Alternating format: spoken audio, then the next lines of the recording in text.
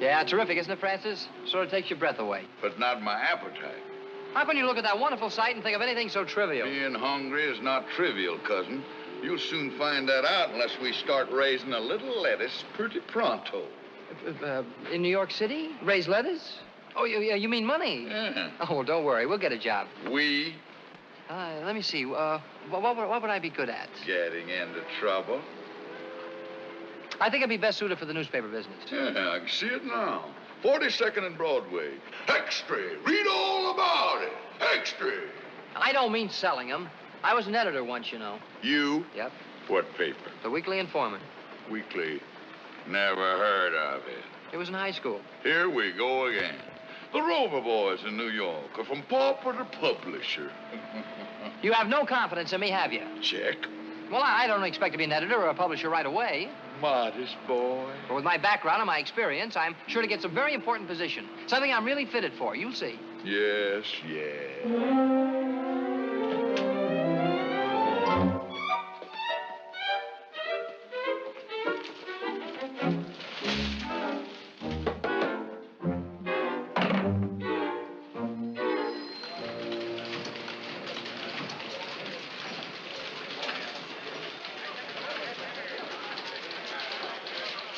Copy, boy.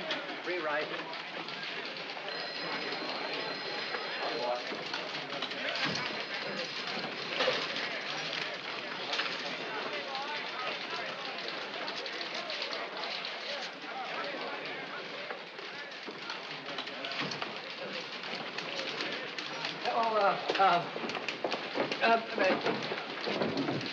Miss Ames. Hey, Pete. Huh? You see my pipe round anywhere when you cleaned up? Pipe? Oh, I don't clean up anymore, Mr. Ross, but I'll ask the new guy about it. I'm a full-time copy boy now. Well, congratulations. Thanks. The way you're going, I better keep an eye on my job. Oh, you don't have to worry. I'm not going to be a sports writer. I'm going to do yarns on murders and rackets. You know, big important stories like Mr. Austin. Copy, boy. Oh, excuse me. Yes, sir, Mr. Austin. Stick this on the chief's desk, kid. I got to beat it to the 8th precinct. You bet, Mr. Austin. Thanks, kid.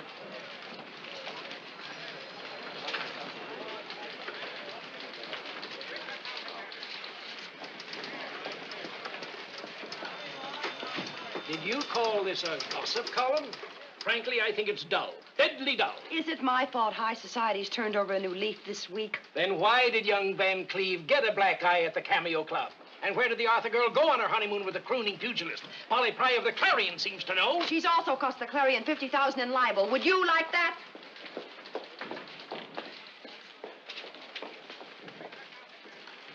Well? Mr. Austin's copy, sir.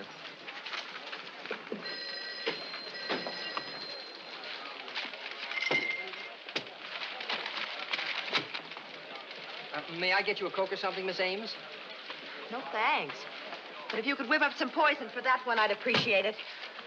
Well, I think your column's swell. Never miss it. I'm flattered, but there may not be a column to miss unless I can dig up some wealthy and prominent family skeletons. Copy, boy. Oh, excuse me. Say, is Mrs. Potterby what you call the society stuff? This is Henry Potterby, the banker's wife? Yeah. I'll say she is. Why, do you know something? Come on, give. What about Mrs. Potterby? Oh, well, nothing, really. It's mostly about a chorus girl named Trixie Blue. What does Trixie Blue have to do with Mrs. Potterby? Well, nothing. She doesn't even know her. But you see, her husband... Whose husband, Trixie's? No, Mrs. Potterby's. But he won't be for long. Don't you believe it? They're devoted to each other. Well, not since the raid. Raid? What raid? The one at the Wilburton Arms. Say, what's the name of that perfume you use? Oh, 5 Roses. Now, look, about that raid, who did the raiding? Mrs. Potterby. She found her husband in one of the apartments. And that's where Trixie Blue comes in? Oh, no. She was there all the time. It's her apartment. Look, Sterling, are you That's my last name, Miss Ames. I wish you'd call me Peter. My friends do. All right, Peter. But are you sure about this Potterby yarn? Of course I'm sure. Wouldn't tell you if I wasn't. But where could you find out about it? Well, that's something I can't tell anyone. But if you don't trust me, maybe you better wait and see. Copy, boy.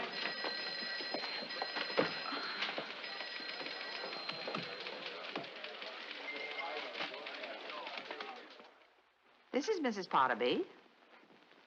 Who?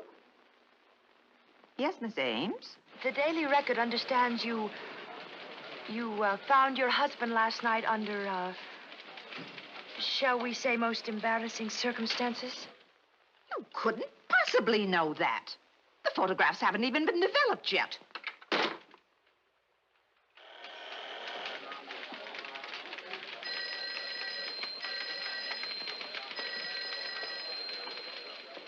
You were right as rain, Peter, darling. I'll never doubt you again. Oh, can I take your copy? No, I'm going to take this one into his nibs myself, but thanks a million.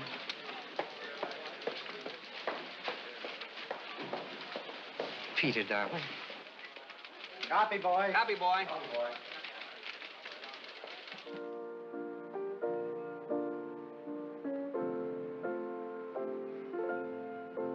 While the soft breezes sigh, as in days long gone by, boom, boom, way down in Missouri, where I heard this melody. Watch it, Harry, when I was a pickaninny on my mammy's knee. Oh, the darkies were hum, bum, dee-dum, boom, boom, boom, boom, boom, boom, boom, boom.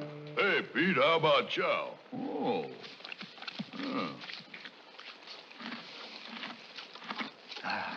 You feel all right? What's that I smell, huh? Oh, it's 5 roses.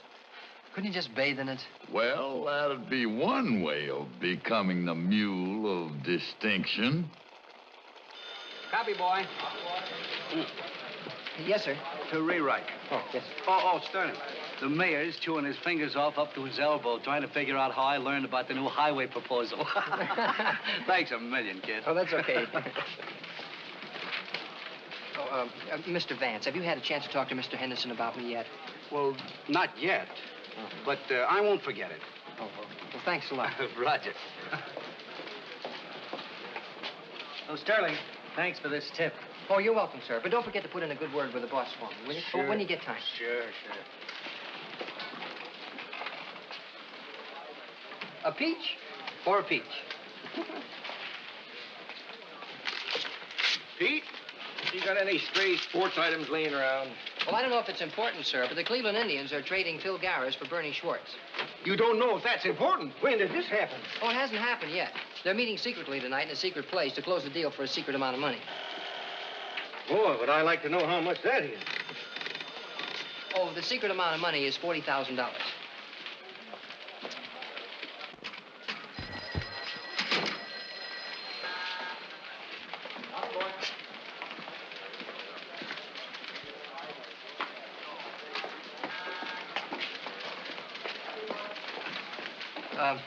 I don't mean to bother you, Mr. Austin, but I wonder if you'd do me an awfully big favor when you have a minute to spare.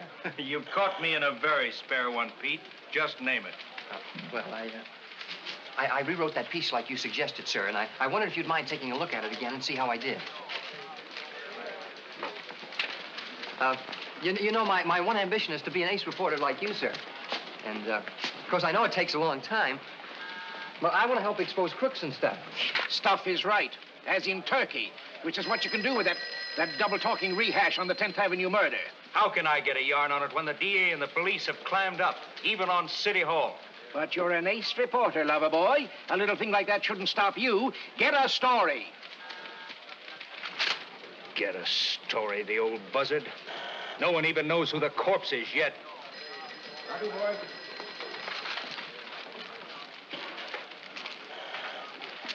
Well, if it's any help, sir, the murdered man was identified as Joe Brang, a small-time New Jersey gambler. He was shot twice through the head at short range with a .38. Now, Captain Cranston, the ballistics expert, said it was the same weapon used in that Westchester bank robbery last week. Now, they've got a dragnet out for an ex-convict named Eddie Frippert. That's why they don't want anyone to know. He and Brang were working together, and the police figured that after they pulled the bank robbery, they got into an argument over dividing the loot. I hope that helps, sir. But you left out Frippert's middle name, Sterling. Oh, Max. Look, kid, is this on the level? You're not just playing reporter and making all this up. Oh, no, sir. It's just like I told you, honest. But when it's so hush-hush that a fairly smart news hawk like me is stymied, how in blazes did you get a line on this? I can't tell you, sir. You just have to take my word for it. Okay, I'll do it. After all, no smart reporter divulges the source of his information, does he? Thanks a million, kid.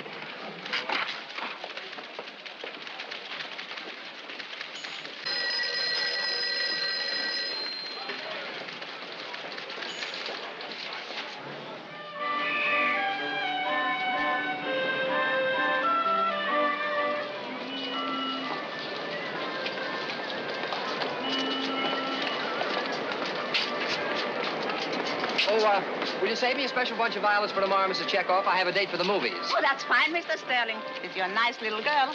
No, with a lady. Oh, well, I'll save you a nice bunch for you. Oh, thank you very much. Bye. Oh, hello, Mr. Bruno. Buongiorno, signor Sterling. Oh, gracias. Buenos Aires. ¿Cómo está el amigo tuo? Huh? How is he, your friend? Oh, Francis. Sí, Francis. Oh, he's fine. Thank you. Just fine. Bye. Pazzo. See you, Pazzo. Pazzo. Oh, hello, Mr. Scola.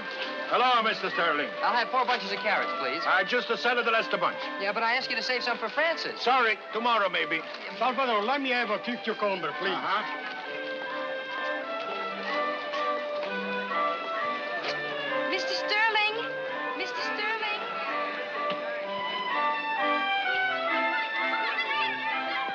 We were running short, so I saved these for you. Oh, gee, thanks a lot, Miss Scola.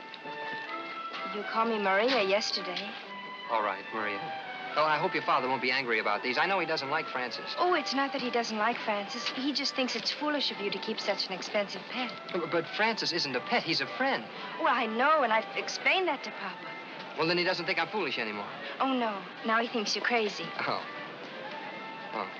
Well, thanks a lot for these, Maria. Looks like your little Maria. She's a crazy nuts about the guy next door. She's not a crazy nuts. He's a crazy nuts. What did you say that, Salvador?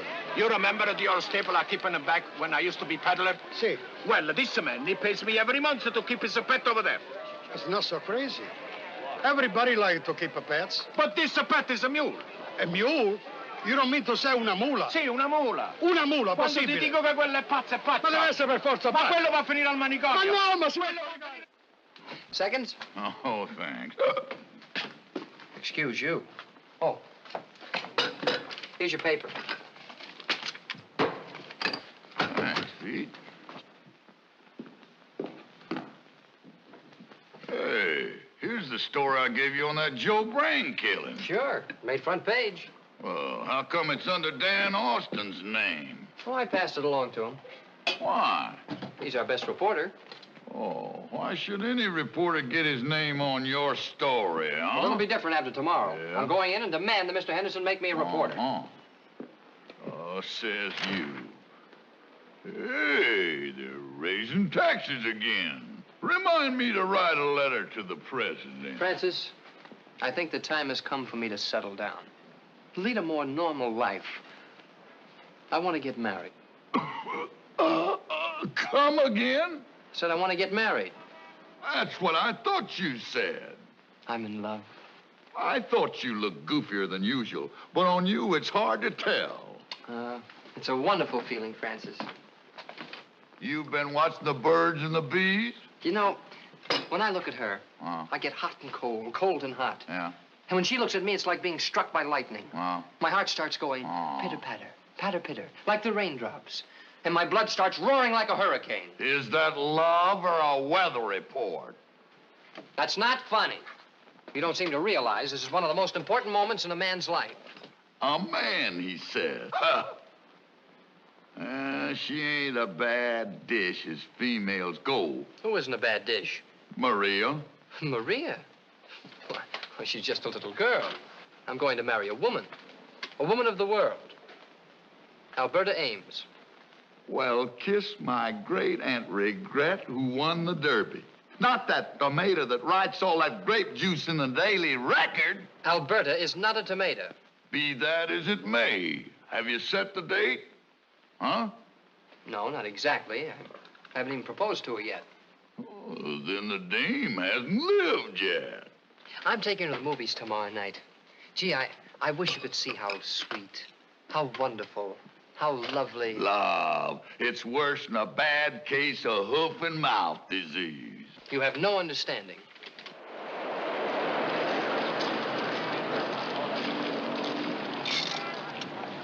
Well, here we are. Are we? Oh, yes, we are, aren't we? Well, I certainly enjoyed the movies, Miss Ames. So did I. All 3 of them.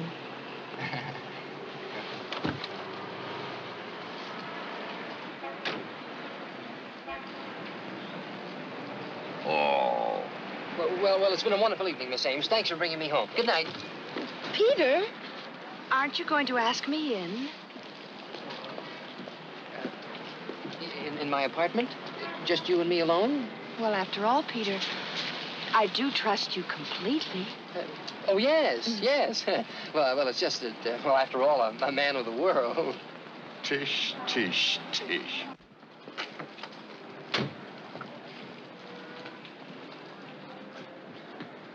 Hey, he's biting off more than you can chew. Well, it's not much, but it's cheap. Oh, wait.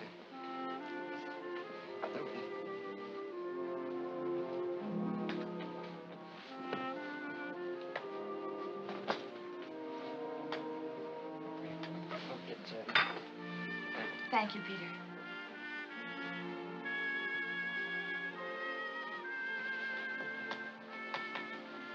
How about a drink? Oh, well, you name it. Root beer? No, lemonade. An orange pink. Maybe we better skip it. Oh, no, I'll go. I have to drive. Oh.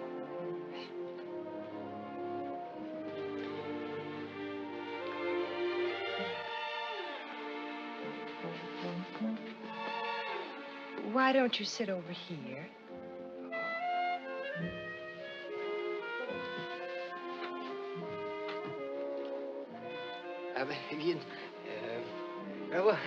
Do you know Keats? Well, I don't know him very well.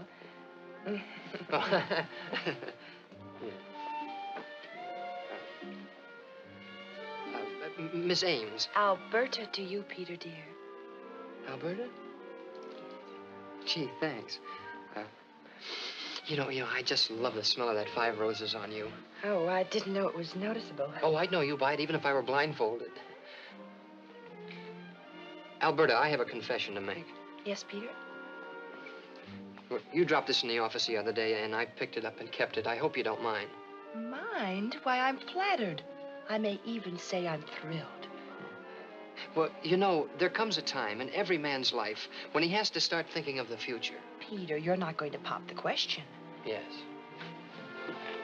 Alberta, tomorrow I'm going to ask Mr. Henderson to make me a reporter. Well, I think you'd make a good reporter, Peter, with all your connections. Connections? Well, you know where you get all that wonderful inside information. Oh, that. Don't you think you ought to let Alberta in on it? Just to prove how much we trust each other. Please, don't ask me. See? You really don't trust me. I do. Then you mustn't keep secrets from me. Yeah, but... Please, Peter. Tell Alberta.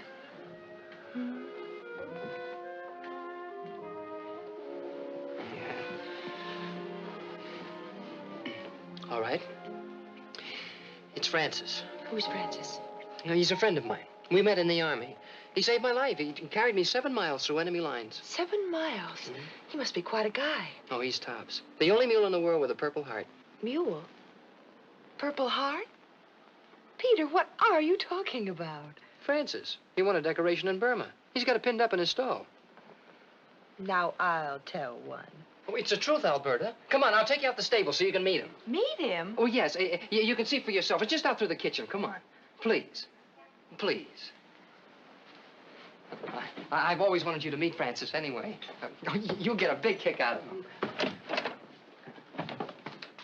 I hope he's still up. Oh, the lights are on. He's probably reading. He reads. Oh, sure. He's been through the Encyclopedia Britannica 7 times.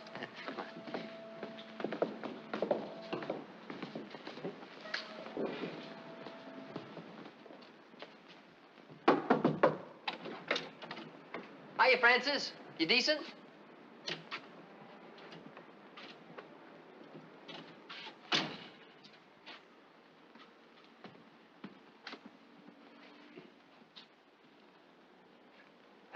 Well, look sharp, you lucky fella. I brought Miss Ames out to meet you.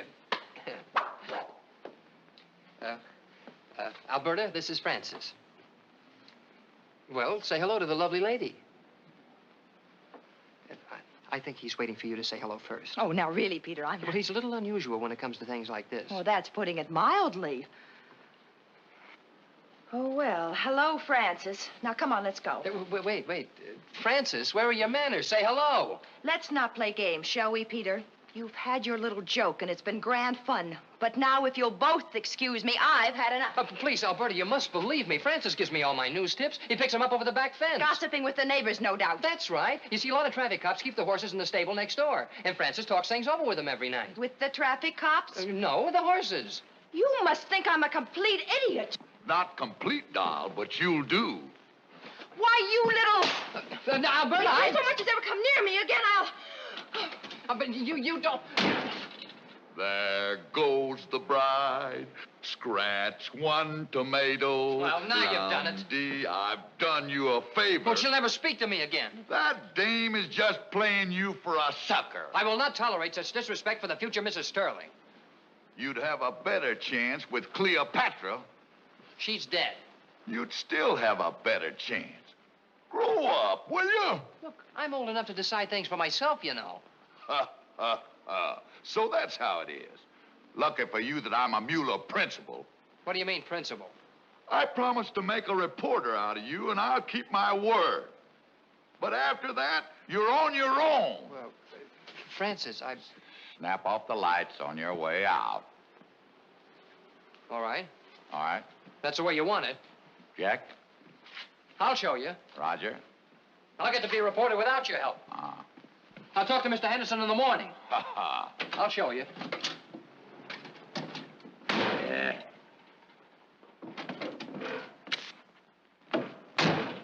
Good night, lover boy.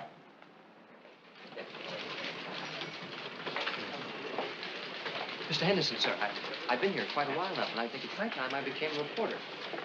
Oh, Ed, did you tell Mr. Henderson I'm waiting? Yeah. Well, He knows.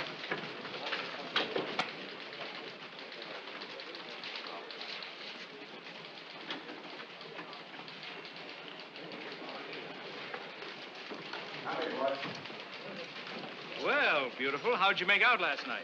Terrific. I met the informer in person. Oh, tell me more. His name is Francis. Francis? Uh-huh. And he is the stupidest, rattiest-looking mule I ever laid eyes on. He really has a mule? A mule. Oh, you're kidding. I am not kidding. He took me out to the barn and he introduced me to the filthy beast. But it wasn't in the mood for chit-chat. I knew the kid was punchy, but I didn't think he was that bad. He was either punchy or awfully smart. What do you mean? It's a pretty good way of telling people to shut up when they get too curious. Mr. Henderson, I've been here quite a while now, and I think it's high time that I be... Oh, Ed, did you tell him I'm waiting? Yeah. He knows. Oh, Dan. Yeah? The boss wants to see you, and he's running a temperature. What's eating the old buzzard this time? The chief of police and the DA are in his office.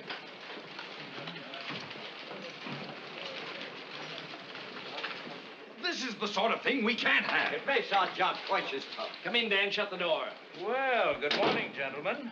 Crime must be taking a holiday. Never mind the wisecracks, Austin. It seems you've upset the authorities no end. Where did you get the lowdown on the Joe Brang killing? Oh, so that's it. Was it somebody in my office? Was it someone in the police department? Now, we've got to know because we want to know, young man. Just a moment, gentlemen. A newspaper man can't tell you where he gets his information. I've been saying that for an hour. It's a matter of ethics. Ethics be hanged. If it's someone in the police department, I'll make him Come sorry in. for the... Well, If you please, sir, I'd like to speak to you. can't you see I'm busy? But this can't wait, sir. It's terribly important. Well, what is it? What is it? Well? Well, sir, I have been here for quite a while now, and I think it's high time that I became a reporter, sir. Well, all the You boys pick are a moment like this? Get out. Get out. We've had a dragnet out for Eddie Fribbit. And because of your premature story, he's given us the slip. He's probably in Mexico or on his way to Europe by this time. Excuse me, sir. All right, son, you've asked for it. See the cashier. You're through. But all I want to tell you about this, Mr. Frippard. I don't care anything about... Now... What about Eddie Frippert? Oh, I know where he is. You what? You know where he is? Yes, sir. Well, where is he? Well, where? I don't think I should tell you now that I don't work here anymore. Better call him back. What do you mean? He is where I got the story. What? Get him! You! Come in here. Do you want me, sir? Get in here. Well, let's have it. Come on. Where is he? Where's who? Frippert, Eddie Frippert. Where is he? You said you knew. Oh, I do. Well, speak up, boy, speak up. Well, I don't work here anymore. For heaven's sake, you work here. Are you sure? You work here. Put it on paper? You work here. I do? Now, where's Eddie Frippert? Well, he's at 318 DeLacy Street, apartment 3B. Police headquarters, quick. He's under the name of Eddie Phillips.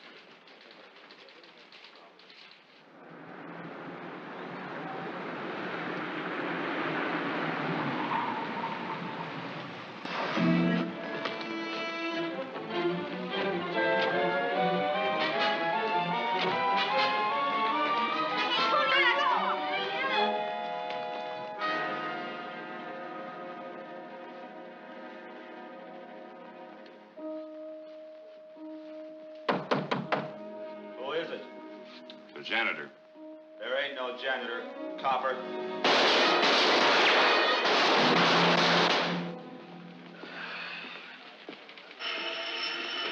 Hello? Your call. Oh. Hanson speaking. Good. You were right, boy. I'll be right over. Well, Frippert was there. He's in custody. Ah.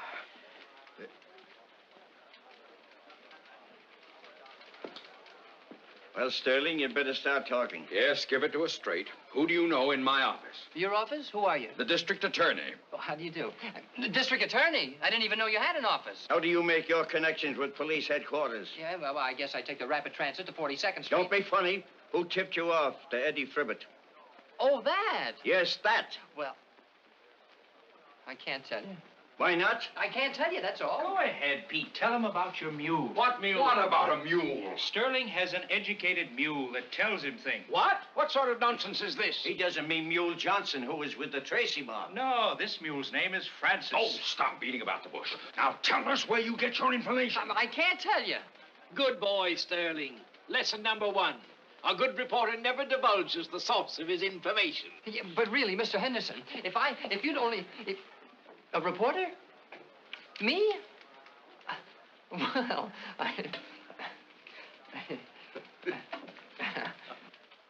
Stop the presses. Stop the presses. Tear out the front page. Copy, boy. Stop the presses. Stop the nonsense. Yeah. Stop the nonsense. What are you supposed to be? Well, I'm just practicing how to be a reporter. After all, with all the scoops you're going to give me. Oh, I should have stood in bed. Well, what's wrong? Making you a reporter was one thing. Fixing it so you can keep the job, well, that's another. Yeah, well, wait till I'm a top reporter on the record. Alberta will come crawling, begging me to forgive her. Bourgeois with ketchup. Stop dreaming. Let's get to work. For this, I got the Purple Heart with 4 palms.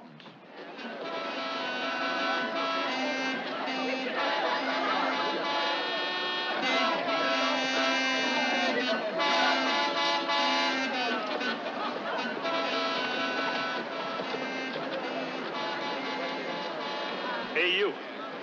Yes, sir? What's the idea of the mule? Oh, well, I happen to be a member of the press, sir. We were just roaming around to pick up some news. And do you have to take the mule along with you and block traffic to do it? Well, he's the one who gets the stories. Oh, a wise guy, huh? Well, no, sir, I'm not a wise guy. Well, look, he's getting a story right now. He's what? From your horse.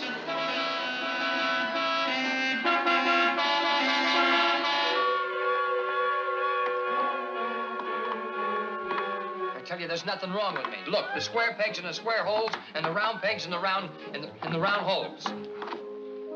Now, Dr. Foster, about this young man's psychotic obsession concerning a talking mule. It's not an obsession. Dr. Goodrich, I'm convinced that this obsession is definitely an image symbol. Tell me, young man, when you were a child, why did you hate your father? I didn't hate my father. Then why did you hate your mother? I didn't hate my mother. And you certainly hated somebody. I didn't hate anybody. Here. Tell me, Doctor, what do you think? Do you suppose we ought to... 20 seconds longer than the last time. Come in. Yes, officer, what is it? Okay, Doc. I'll take him off your hands now. Come along, kid. The man's waiting for you. The man?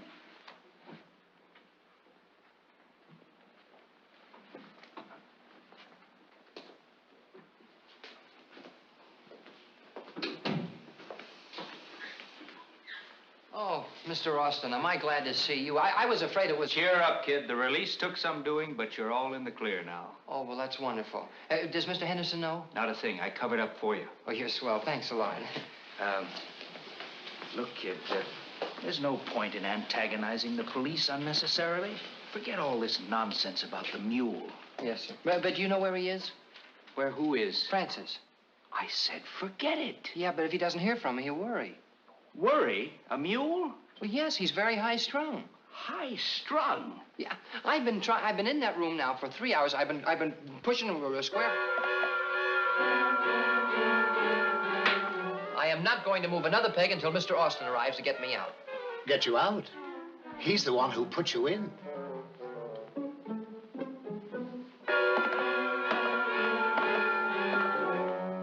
Huh. The breadwinner. Yeah. Hiya, Francis. It's about time you got home. Huh. Where you been? That's a nice welcome after what I've been through today. Yeah? They had me under observation. Twice. So? They thought I was crazy. And they let you go? That's not very funny. Pete, I told you 1,000 times, if you so much as mention me, you'll wind up in trouble. Yeah, but everyone keeps asking me how I find out You things. don't have to tell them. Just wink and act mysterious, like this. Ha. Get it? Well, I'll try it. All right. What about some news? We haven't picked up any today. Hey, what do you mean, we? I didn't take Florabelle to lunch for nothing. Florabelle? Who's Florabelle? Sharpen your pencil, kid. Wait. Are you ready? Okay, go ahead. Huge gem robbery. The Swank Jewelry Store of Van Cardle and Company was robbed in broad daylight this morning by 3 armed men. Mr. Van Cardle said... Mr. Roger Van Cartle, the owner, was on the telephone when Duke Treswell, A.C. Ducey Davis, and Red Crispy, 3 Sing Sing parolees entered. Duke Treswell immediately pulled a gun. Sterling, in my 30 years of newspaper work, that's the neatest piece of reporting I've come across. Oh, thank you, sir. Not a word on the police radio, nothing on the teletype, and you've scooped every sheet in town, even to identifying the robbers. I don't see how you did it. Oh, connections.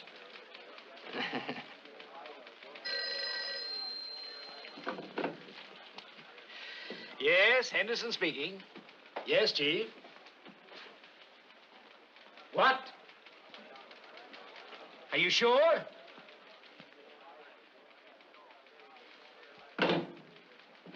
Sterling?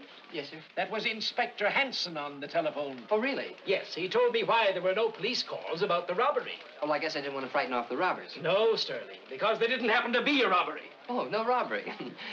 No robbery? But there must have been. Why must there have been? Well, he told me all about it. Who told you all about it? Francis. The mule? Yes, sir.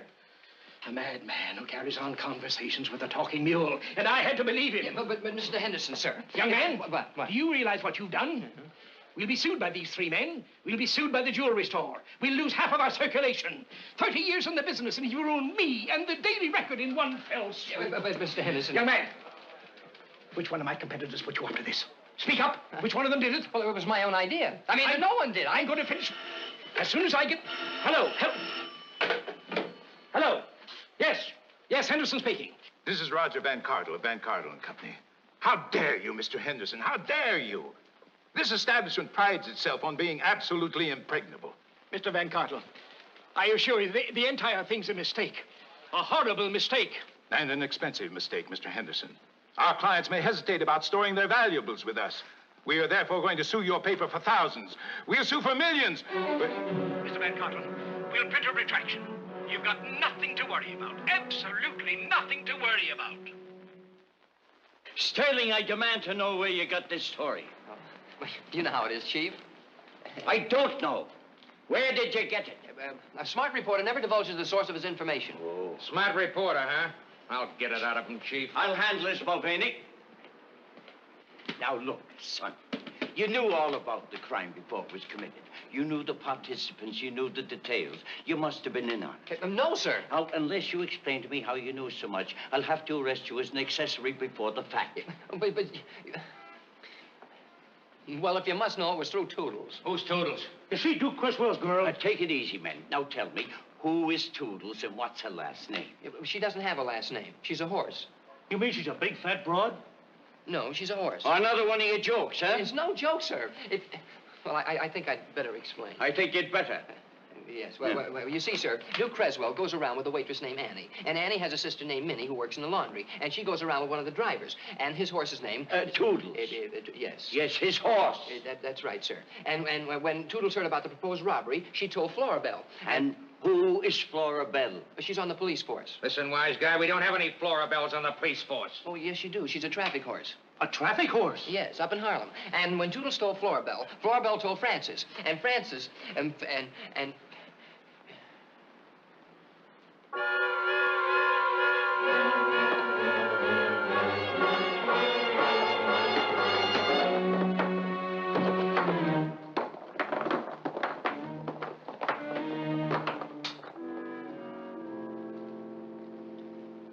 Splendid, young man. A new record for this board. Oh, does that mean I can leave? Leave? Are you crazy? That's what we're trying to find out, Doctor. Oh, yes, of course. Now then, gentlemen, about the schizophrenic hallucination. They're not they're not hallucinations. Francis does talk. Tell me, young man, do you ever hear strange noises? Unusual sounds, peculiar vibrations? What do you mean, sir? Well, whistles, bells, horns. Oh, yes, sir. Regularly? Yes, sir. How do you explain that? I live down by the East River. No, young man, you don't understand. Do you ever smell unusual smells? Smells? Yes, strange smells that you can't identify. Oh, yes, sir. How do you explain that? I live down by the river. Is it one particular mule, or do all mules talk to you? Just one, sir. Francis. But did you ever hear things talk to you? Tables, chairs, airplanes, toothbrushes? No, sir, of course not. How about chickens? Can chickens talk? No, sir. How about parrots? Can parrots talk? No, sir. Ah, but parrots can talk. I know they can. But you said they can't. But you're all looking at me like I'm crazy. Now, I'm not going to answer one more question until I can talk to Francis.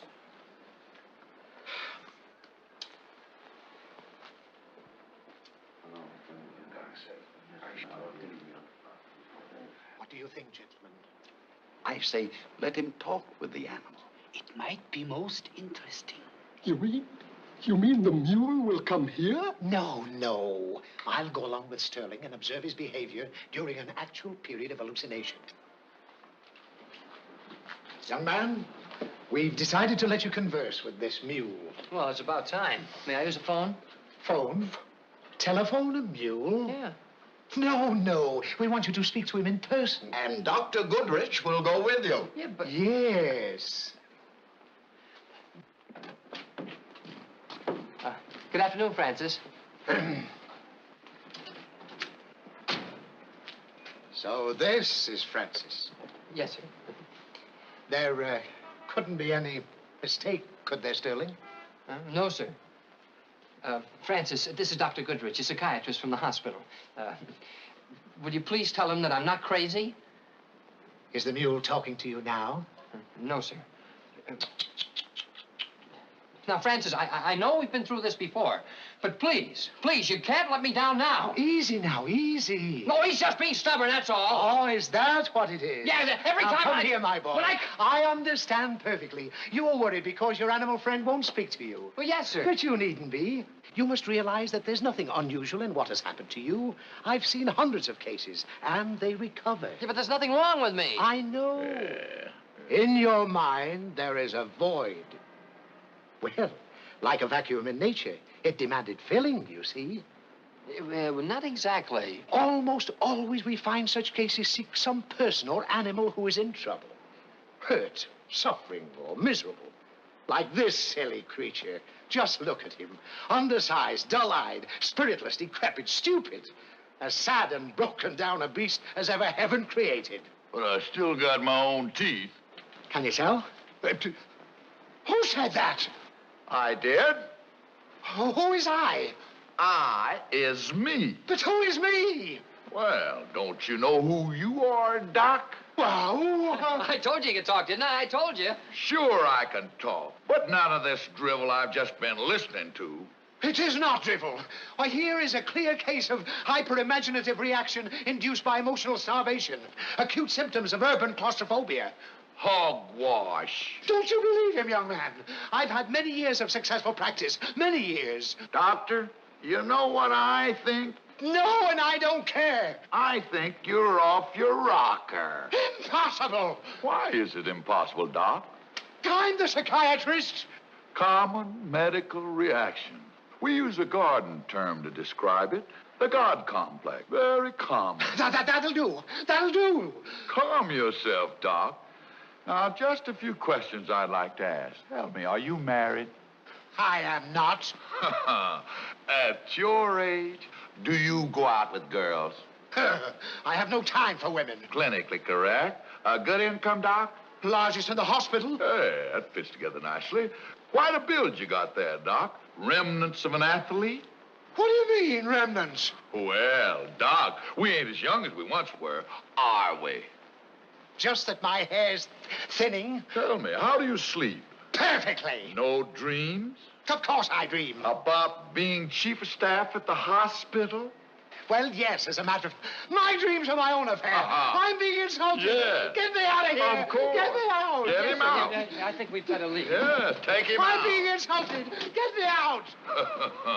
Get me out. Unhappy case. Next patient.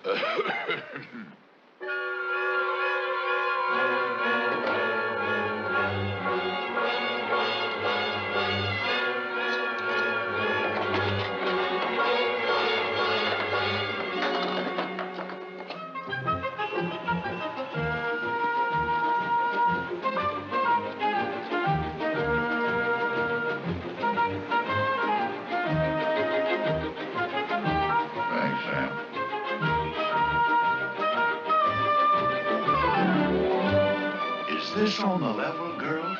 Huh? Direct from the start.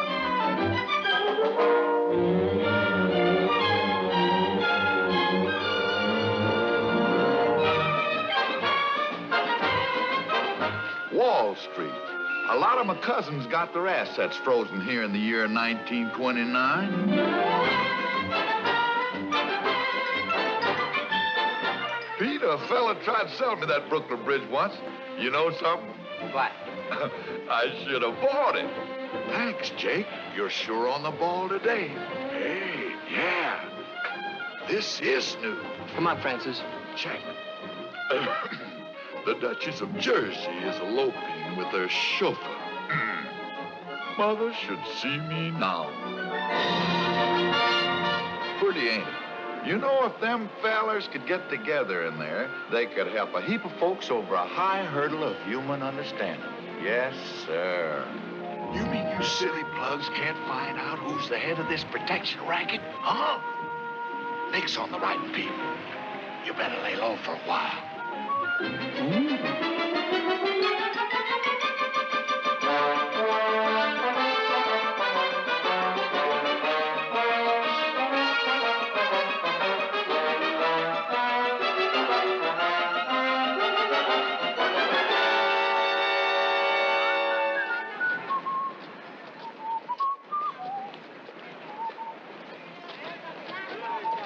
Good evening, Mr. Sterling. Hello, Mr. Francie. Good evening, Mrs. Seidler.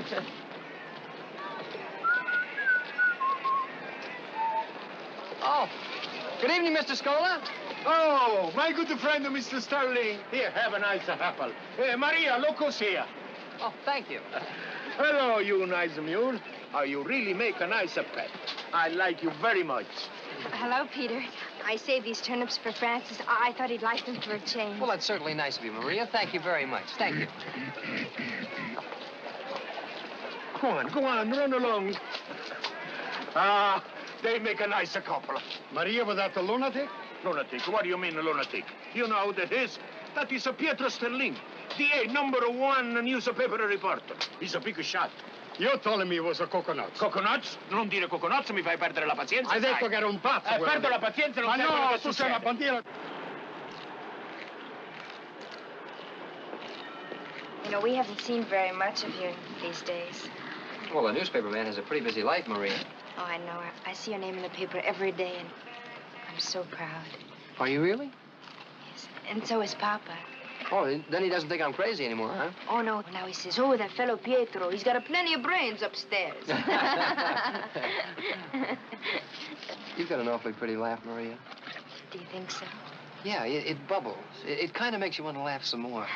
Oh, fudge. What did you say?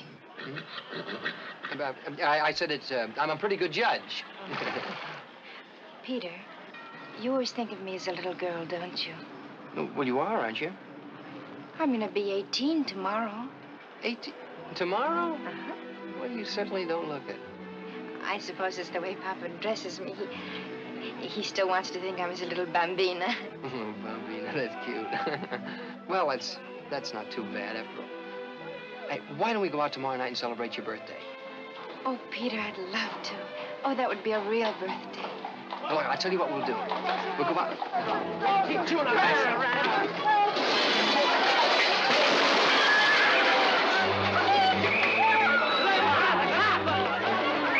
That's the second of time. That's a too much, you know? Take it easy. You'll be all right. Get an ambulance. Let me help you. Do you know who those men were? Come on, Giuseppe, tell us. I think they were the insurance people. The insurance people? What do you mean? No, don't ask me. I don't know nothing. Please, don't ask me. All right, break it up. Come on, give him some air here. Get moving. Come on, get along with it. You know better than that. Come on, move along. Come on, break it up. Oh, come on, let's go. I'm going to take a chance, Pete. That horse was right. The yarn I'm going to give you will bust this town wide open. You mean that old peddler getting beat up? Is that important? Yeah, and he's just one of the hundreds of little guys that's being gypped by one of the biggest rackets in this town. From now on, you're a crusader. A crusader? You're not a top reporter until you started a couple of crusades. Start riding. Shoot. Racketeers terrorizing small merchants. Racketeers, huh? Don't interrupt. That peddler's horse was tough enough to understand. How come? Oh, he talk with an accent. Racketeers terrorizing small merchants by Peter Sterling. Under the guise of selling insurance, a group of racketeers, headed by a supposedly reputable businessman, has been exacting tribute from small merchants, peddlers, and street vendors in various parts of the city. I don't like it, Brad. Not one bit. Looks like one of our clients did a little talking, Mr. Garnett. Headed by a supposedly reputable businessman? The newspaper didn't get that from any client. Nobody knows about me except you and a few of your boys. You know you can swear by me and the boys, Mr. Garnett. I don't swear by anyone, Mitchell. Well, it might have been just a lucky guess. Some reporter fishing in the dark. I can't take any chances. I've worked too hard keeping myself in the background. Get me Alberta Ames at the Daily Record. I've got to find out what this fellow Peter Sterling knows. Miss Ames and I used to be rather chummy. I'm sure she'll be glad to cooperate. Miss Alberta Ames, please. Yes? Why, certainly. Jeff, darling, how very nice. It's been such a long time. Yes, too long. Alberta, you can do me a slight service, and you'll find me most grateful. Who? Yes, I know him quite well. I'm sure he'll be delighted.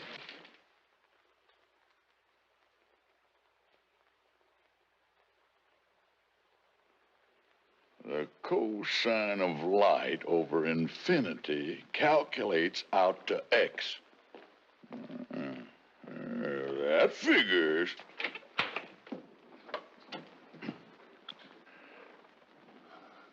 Well, how do I look? Oh, no. You didn't have to rent that monkey suit just to have a date with Maria. Oh, it's not Maria. Something else came up, something very important. Oh, you made up with that tomato. She's not a tomato. How did you know? By the look on your puss. Well, I told you she'd changed her mind about me. She came over today and apologized for the way she's been acting. So you still think that night blooming cabbage goes for you? Of course, it would never occur to you that she might love me. You? Me? Ha ha. Pardon my hairy legs. Anyway, you gotta skip the date. Skip it? What for? Pete, I got some real hot news for you. Hot news? Oh, can't it wait? Listen, I just found out who the head man is in the protection racket. Well, can't it wait till I get back? Do you want the story or don't you? Well, of course I do, but you don't understand. It's just not Alberta. I have a dinner date with some very important people at Mr. Jefferson Garnett's home. Garnett? Yeah. That's the guy. He's the head of the racket. Oh, don't be a jackass. Look who's calling who. Why, you're just making that all up because you don't like Alberta. That figures. Well, I got a right to pick my own friends. And so have I, Fancy Pants, so button up your lip. Don't slam the door. Well, listen, you... Oh, Amscray.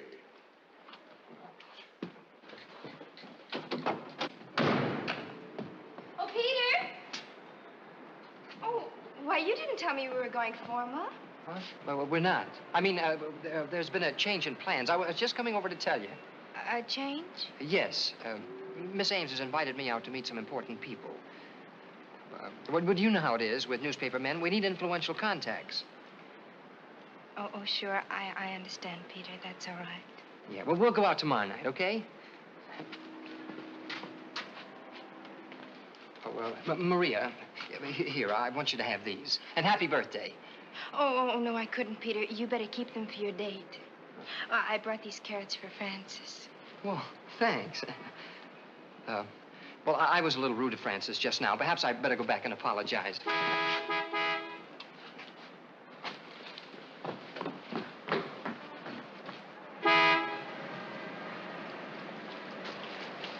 Oh, here, you give these to Francis. No, bye. Good evening, Alberta. Well, Petey boy, don't you look shy? Oh, you look beautiful, too. Here. Oh, they're lovely, Petey.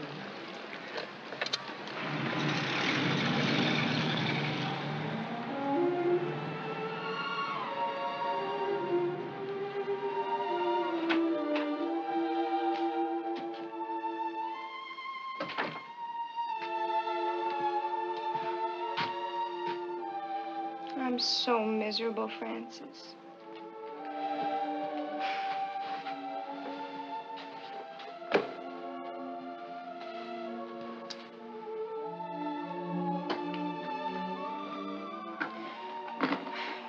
I'm so crazy about him. He doesn't even know I'm alive.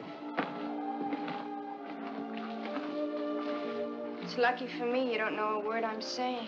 How can you care for that guy? Francis! All right, all right. But you're talking. Well, But mules can't talk. well, women can, unfortunately. Now, relax. I want you to give Pete a message for me. Yeah. Tell him from now on he's on his own and not to look for me. Oh, you're not leaving him. I'm finished, through, and tell him that's 30 for tonight.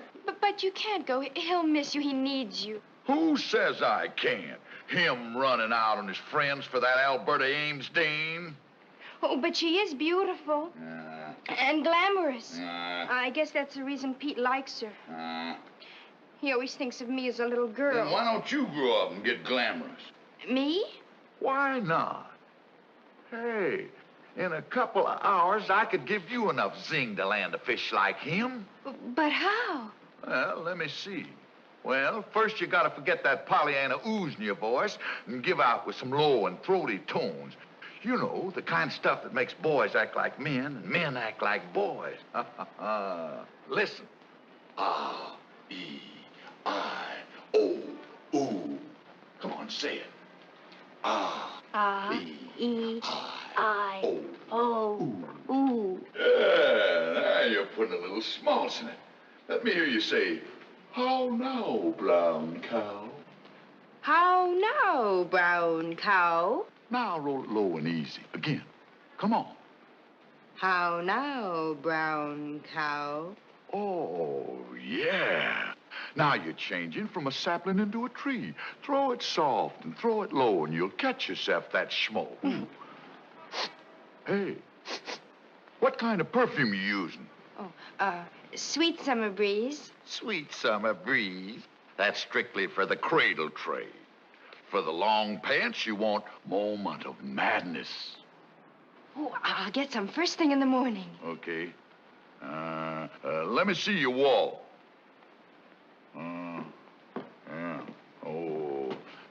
Take those skis off.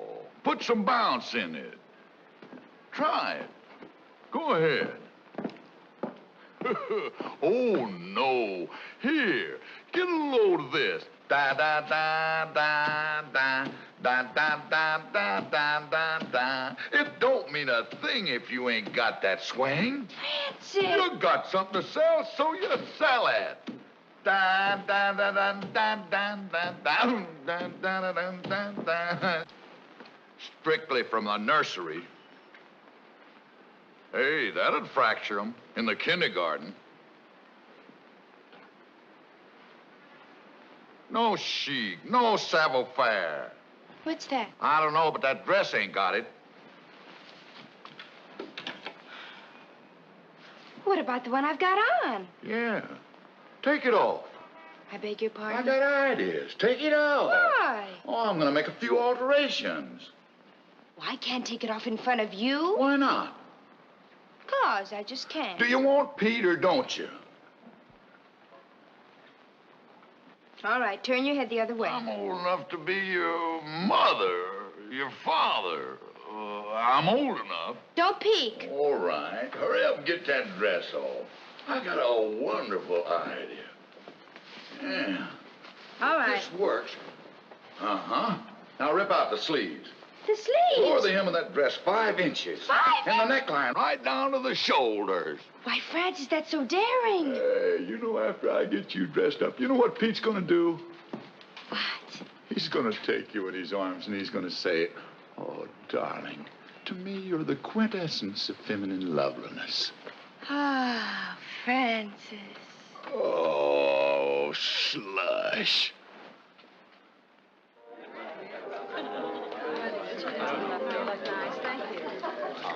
Getting everything you want? Very nice, Mr. Garnett. Excuse me, ma'am. Just a minute. And how are you two getting along? Oh, just fine. It's a lovely party, Mr. Garnett. Oh, it certainly is. Well, I was very pleased that you could come. Thank you. You know, I've been watching your career with a good deal of interest. Well, have you really? Well, you've become one of our most important newspaper men in such a short time. It's miraculous. Really, quite miraculous. Well, you're right, Mr. Garnett. We're all very proud of Peter down at the Record. It's nothing, really. Nothing. Your kind of news is very important to our city. Let's go into the library where we can talk quietly. I'm sure that Miss Ames will excuse us. Oh, you go right ahead. I can manage to amuse myself nicely. Thank you. Oh, sorry. Please, let me. Thank you. Excuse us. Certainly.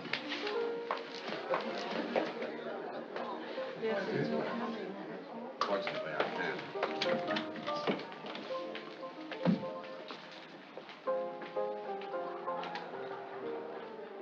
Make yourself comfortable. Oh, thank you.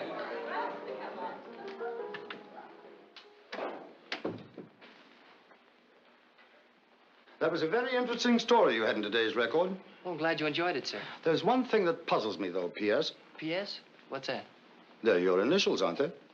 Oh, yes, sir. I'm known as J.G. It's informal, and I like it better than nicknames, don't you? Oh, yes. J.G. That business about a protection racket, that's a horrible thing, terrorizing people. Is your story based on actual fact or just an imaginary bit of sensationalism? Oh, it's actual fact, sir. One never knows what goes on right under one's very nose, does one? Yeah. You were a very clever young man to uncover something like that, even before the police. It's all in a day's work, sir. This reputable businessman you mentioned as being head of the organization, do you have any idea who he is? No, not yet, but I expect to find out who he is later on this evening. Really? That's interesting. Very interesting. Something funny, Mr. Sterling? I was just remembering. Francis tried to tell me it was you. Me? Yeah, the head of the racket. I guess that's Francis' idea of a joke. And who is Francis? It's one of my connections. Well, they must have rather a strange sense of humor. I should like to meet the gentleman. No, you wouldn't. I shouldn't have even mentioned him. Well, on the contrary, I think you should tell me all about this Francis person. But if you don't mind, sir, I'd rather not. Is he the one who told you about the protection racket? Yes, sir. Then I insist on meeting him. If I'm supposed to be mixed up in this, he certainly must tell me where he gets his information. Yeah, but Francis won't talk, sir. Well, this is one time he'll have to, I'm afraid. Well, if you even try to make him, you'll be sorry. Are you threatening me, Mr. Sterling? Beg pardon, sir. May I serve either of you gentlemen with a drink? Not now, Mason. I'm afraid you misunderstood me, Mr. Garnett. I wasn't threatening you at all. It's just that Francis is very unusual. He's very, very stubborn. He won't talk to strangers. Sterling, how do you think I got where I am? It's from knowing how to handle people. Yeah, but Francis, it's not people. Well, you won't believe me, so I'll take you out to meet him sometime. Sometime? What's wrong with it now? Now? No.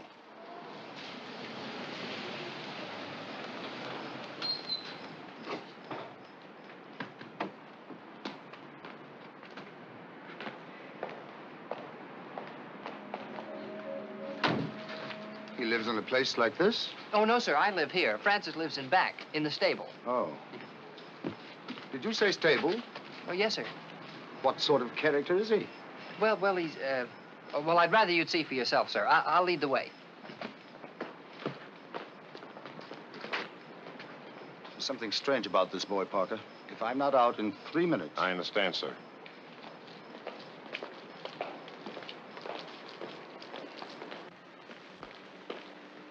Lights are out.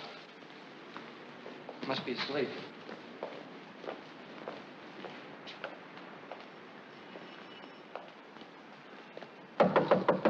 Wake up, Francis. I brought company.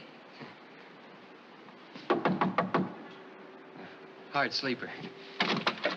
Francis! He's not here. You mean to say somebody lives here? Well, you better prepare yourself for a surprise, J.G. A surprise? Yes, sir. I was afraid to tell you before for fear you wouldn't believe me, but, well, Francis isn't a man. Well, this is hardly a place for a woman. Oh, well, Francis isn't a woman either. Isn't a man, isn't a woman. What in blazes are you talking about? Francis is a mule. A mule? Yes, sir. Well, I didn't come down here to visit any mules. What about this person who's been giving you those newspaper stories? Well, that's Francis, sir. The mule? What sort of juvenile prank is this? Oh, it's not a prank, sir. Oh, wait till Francis gets back. You find out. Gets back? Where is he? Yeah, he's probably out getting some stories. Sterling, are you talking about a mule? Yes, sir. I know it sounds unusual, but Francis is an unusual mule. Wait till you talk with him. You'll see. Wait till I what? Talk with him, and you can pick any subject. You've been having a little joke at my expense, haven't you, Mr. Sterling? Well, no, sir. Well, either that or you're a mental case. Well, certainly not, sir. Say, what is this all about? I'm not in the habit of being made a fool of. But, sir, J.G., Mr. Garnett, you don't understand. You're bending me. Listen, if you give me... Mr. Garnett! Mr. Garnett! Mr. Garnett, speak to me. Mr. Garnett, speak to me, Mr. Garnett. Listen. I heard a shot. Mr. Garnett. Oh, he's dead. Look, the killer's outside. I gotta get... No, you don't. I don't what? You don't go away. What do you mean I don't? I didn't kill him. We'll let the cops decide that. Oh, no, it's police. But I didn't do it. I didn't do it, I tell you. I didn't do it, I tell you. I didn't do it. All right, then, who did? I don't know. Maybe Mr. Garnett had enemies. Jeff Garnett was a respected gentleman. A respected... Mr. Hanson, how can you say that? He was head of the protection racket. Where did you get that fantastic notion? From Francis. He tried to tell me, but I thought he was kidding. Who's Francis? I told you, gentlemen. Don't start that mule talk again. If you're trying to build up an insanity plea, Sterling, it won't work. Look, if you just send for Francis, he could clear this whole thing up in a minute. Look, will you please send for him? Me send for a mule? Yes. I should say not. Well, then would you send for the girl that lives next door to me? She'll bring him here. What's her name? Maria Scola. Maria Scola? What connection has she with this case? Maria? Well, none. She's been outside in that waiting room for 2 hours. Maria's been out. Sit down.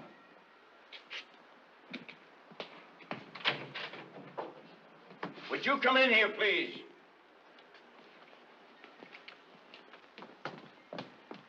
Maria, am I glad you're here? Oh, I came as soon as I heard. You gentlemen are all wrong. Peter didn't kill Mr. Garnett. I know he didn't. Well, that's what I've been trying to tell him. I've been over here. Gee, you look different. It's your hair. And the dress. And your eyes. Everything. You really think so, Peter, honestly? Well, yes. Well, I never noticed before. But you're so pretty. I mean, you've grown up. Oh, thank you, Peter. You know,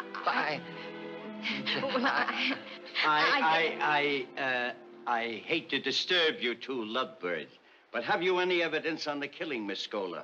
Evidence? Yes. Do you know who killed Garnett? Why, no.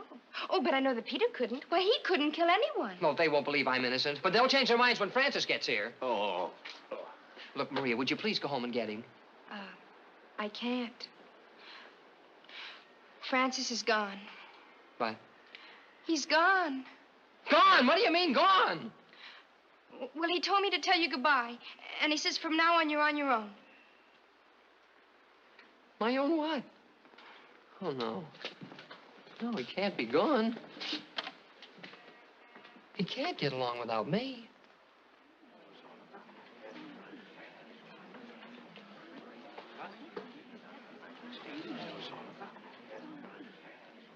And you are certain, Captain Cranston, that the bullet which killed Jefferson Garnett was fired from this gun, Exhibit A? Absolutely certain, sir. And this is the same gun, is it not, upon which were found the fingerprints of the defendant? The same gun, sir. That will be all, Captain. Your witness. No questions.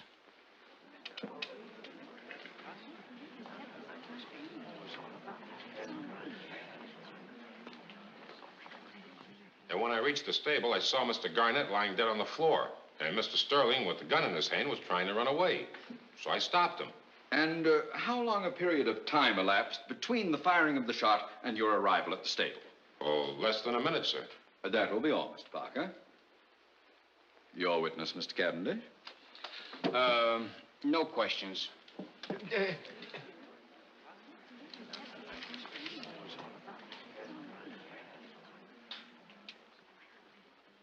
I was serving the guests. I went into the library for a moment. And what did you see and hear? Mr. Garnett, may he rest in peace, was facing this person. He was asking this person, are you threatening me, Mr. Sterling? And that was all you heard? Yes, sir. I closed the door immediately. Very good. Your witness?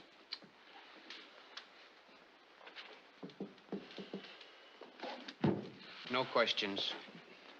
Aren't you going to ask anybody any questions? What's the use? Our only hope is to throw ourselves on the mercy of the court. Oh. What?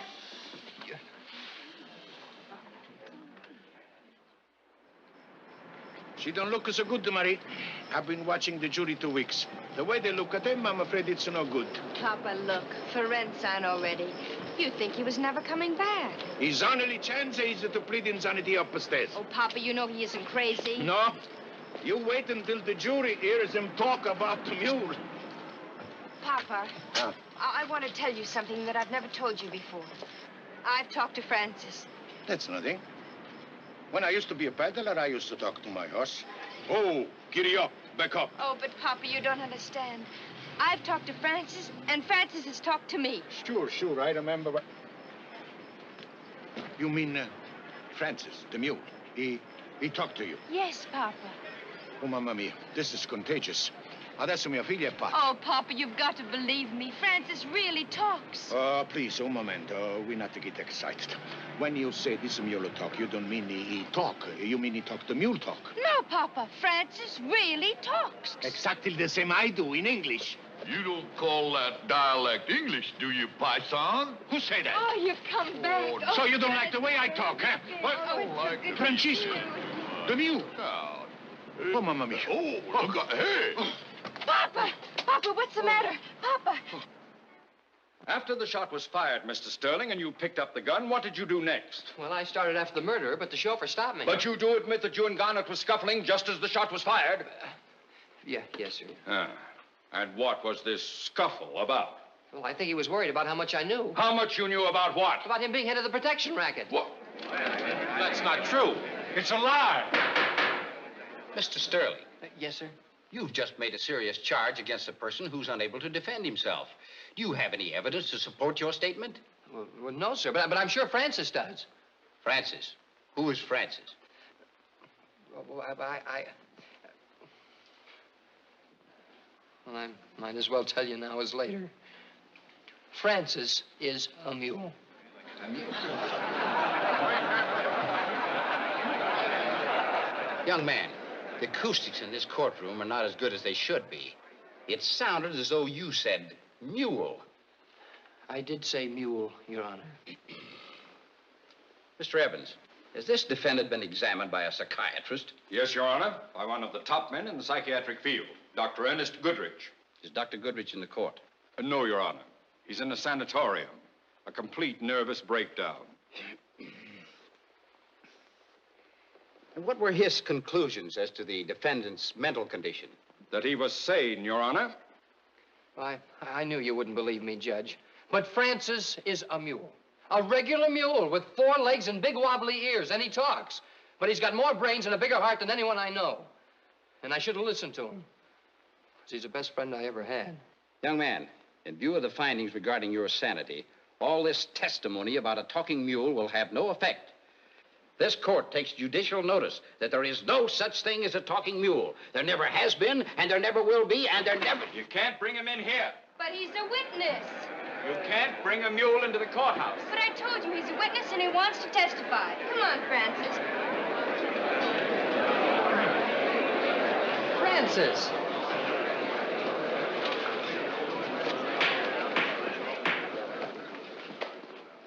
Young lady, what's the meaning of this? Sir, this is Francis, and he's come here to help Mr. Sterling.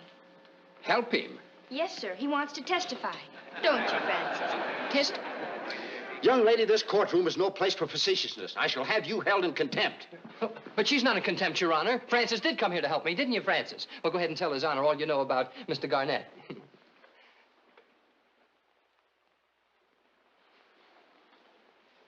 Go ahead.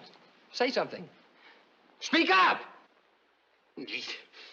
Young man, are you trying to convey the impression that this animal, this dumb animal, has the gift of speech? Well, I don't know if it's a gift, Your Honor, but he speaks all right when he feels like it. Yes, well, apparently he didn't feel like it. Well, I guess he wants to be sworn in first. Yeah. Sworn in? This is ridiculous. No, sir. Excuse me.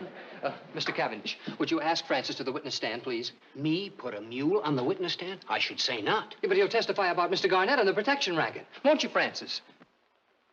Oh, I've taken all the interruptions I intend to take. Bailiff, clear this beast from my courtroom. Your Honor, you mustn't. You can't. Mr. Cavendish, you're my lawyer. You're supposed to be helping me, so would you please put Francis on the witness stand? I couldn't. Why, I'd feel like a jackass talking to a mule. And how'd you think I'd feel talking to a lawyer? Now, there's no need for sarcasm. That wasn't you. That was the mule. I hope to kiss a duck it was a mule.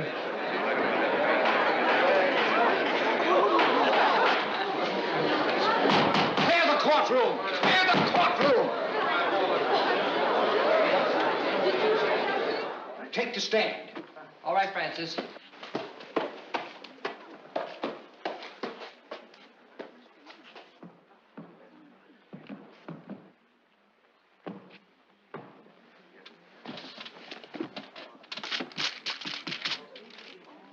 Sit down, Judge.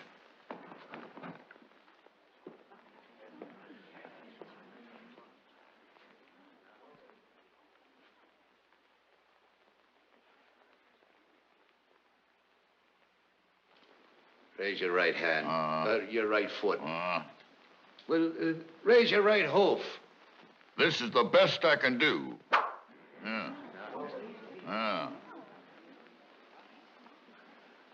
You hereby swear to give to the cause now and hearing the truth, the whole truth, and nothing but the truth, so help you? I do. What's your name? Francis.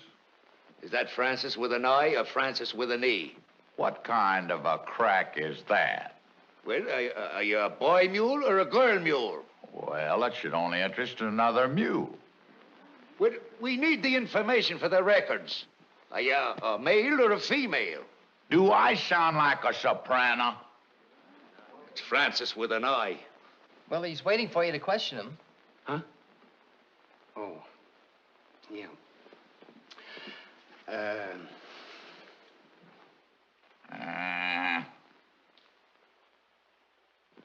Well, sir, animal, mule, Mr. Francis, will you please tell the court and the jury what, if anything, you know about the alleged murder of Jefferson Garnett? Well, any one of 1,000 people could have killed Garnett. He was the head of the protection racket.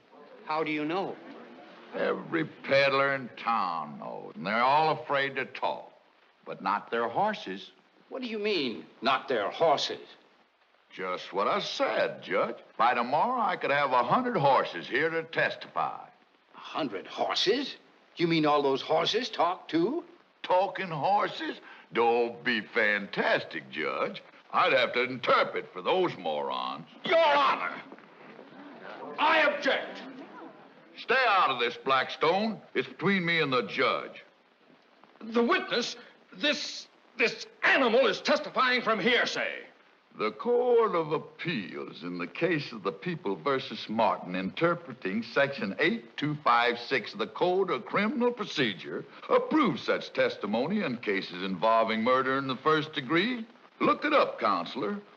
Volume 526 at page 321, under point 3, 3/4 of the way down on the left-hand side of the page. Judge, come here.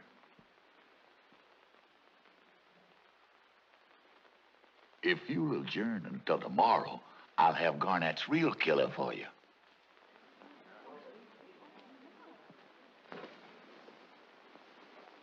This mule's adjourned. Huh? This court is dismule. 10 o'clock tomorrow morning. Thanks, Judge.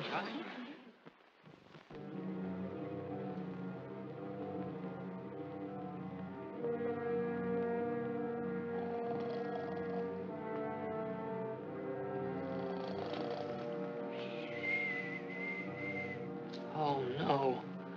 Maria. Maria. Did they catch the killer yet? No, not yet.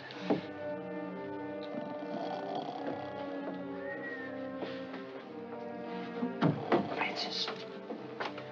Francis, wake up. What's the big idea? You picked a fine time to go to sleep. Got anything better to offer? But nothing's happened yet. You wake me up just to tell me that? Look, you said the killer would be here tonight. I did. Now pipe down. Let me get the rest of my shut-eye hole. You don't seem to realize I'm heading for the electric chair. Well, when you gotta go, you gotta go. Come on, Sterling, let's get going. Oh, please, the killer still may show up. Not a chance. It'll be light in a few minutes. I'm sorry, miss. Well, you meant well, Francis.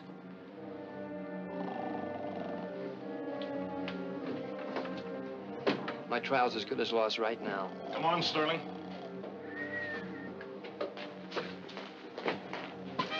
Maria.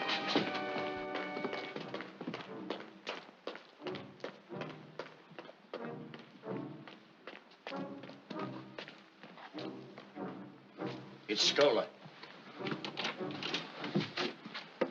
A car just up a lot, Chief. It was running without the lights. Maybe our man. Get set.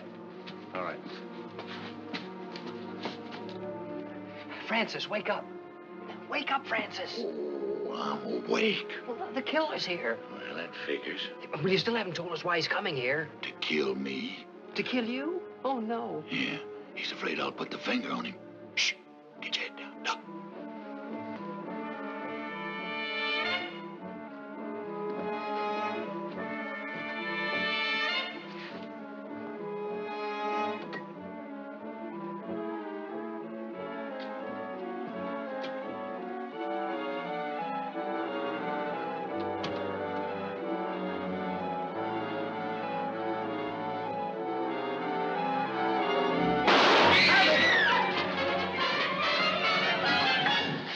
John Austin. Mr. Austin, I don't understand. Start talking. I don't know what this is all about. I came in to get a story about the mule, and I got shot instead. You need a gun to get a story? I always carry a rod. Have ever since I was threatened by a hoodlum. As I came in, I heard a noise and drew the gun. That's all there is to it. You're lying, Austin. Am I? Suppose you prove I am. If you know anything, we'll get it out of you. Yeah? You're not scaring some frightened kid. Wait a minute. I'll handle this. Come on, start talking, Stop you. him. He'll kill me. Sterling, talk to him. He'll listen to you. Oh, well, when he's like this, he won't listen to anyone. Come on. Start talking. Go on. Go on. I'll listen to you, Mr. Austin. Tell us why you killed Jeff Garnett. I don't know what you're talking about. Don't you? You've been sore at Pete ever since he took your spot as the #1 reporter on the record, right? You're wrong. I've always been Pete's friend. When you found out Garnett was the head of the racket, you decided to try a little blackmail on the gent, huh? You're crazy. Then when Garnett refused to be shaken down, you got cold feet. That's the most ridiculous thing I ever heard. Is it? You was afraid Garnett'd get you, so you got him first and tried to kill 2 birds by pinning it on Pete. You're a disgrace to the newspaper profession. You can't prove a thing. I don't have to prove it. I'm giving you 3 seconds to admit it. Better talk.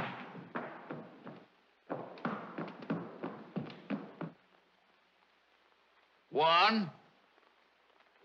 You gotta protect me, Chief. It's your duty. This is illegal. If he hurts you, sue him. 2. 3. I'm getting on the target. The next one's coming at you. No, You better no, talk I'll about admit it. I'll admit it. I killed Garnett. Oh, shucks.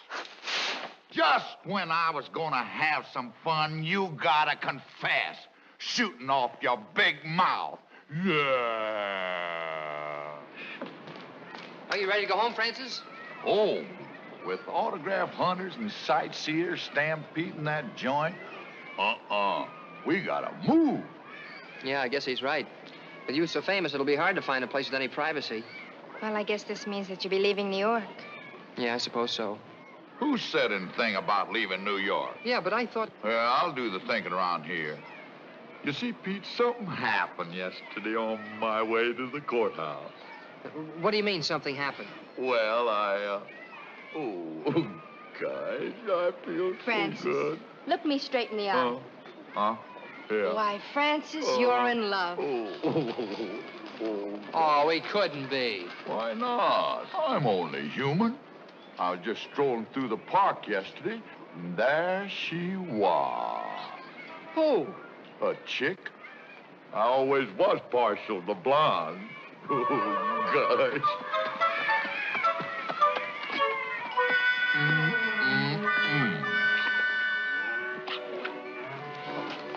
Excuse me. Francis! Huh? Francis, that's a zebra. Oh, don't let them pajamas fool you. Oh, don't be impatient, sugar.